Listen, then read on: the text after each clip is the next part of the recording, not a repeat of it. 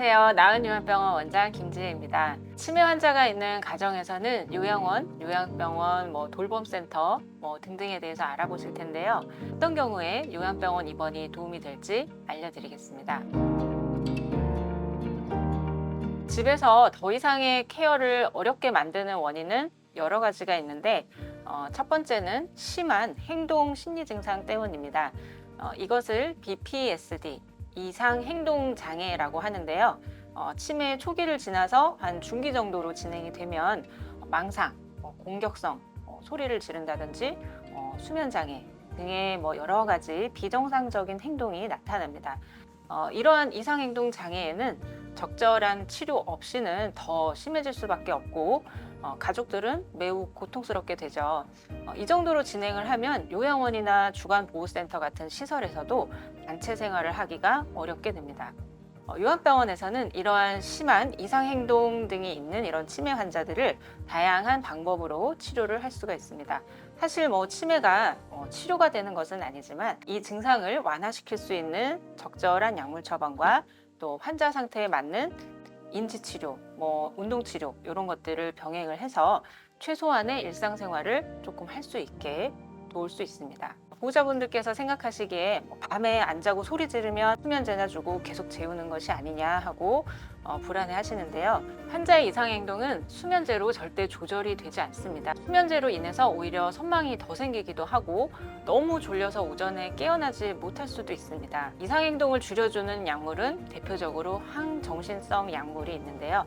부작용이 적고 안전한 약물들이 다양하게 개발이 되어 있습니다. 또 불안, 우울, 통증 등을 치매 환자가 대부분 가지고 있는데 이것을 같이 좀 해결을 해줘야 이상 행동이 조금 완화될 수가 있습니다. 환자의 상태에 맞춰서 또 용량과 용법을 세심하게 조절을 해야 되기 때문에 경험이 많은 신경과나 정신과 의사가 처방을 하고 있습니다. 나는 절대 이런 약을 먹일 수 없다 라고 하는 것은 신경과 의사로서는 좀 안타까운 편견이라고 생각을 합니다.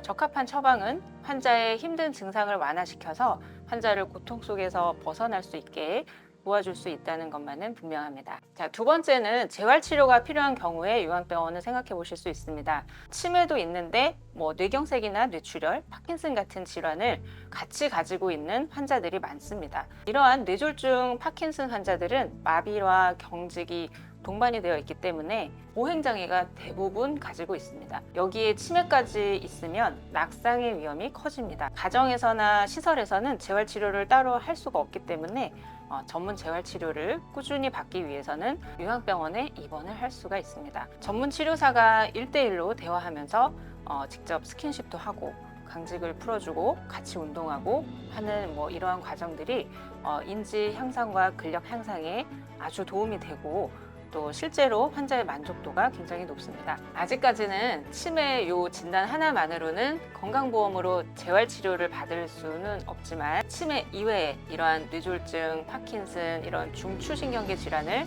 같이 가지고 있으면 재활치료를 받을 수 있습니다. 세 번째는 지속적인 의학적인 관리가 필요한 경우입니다.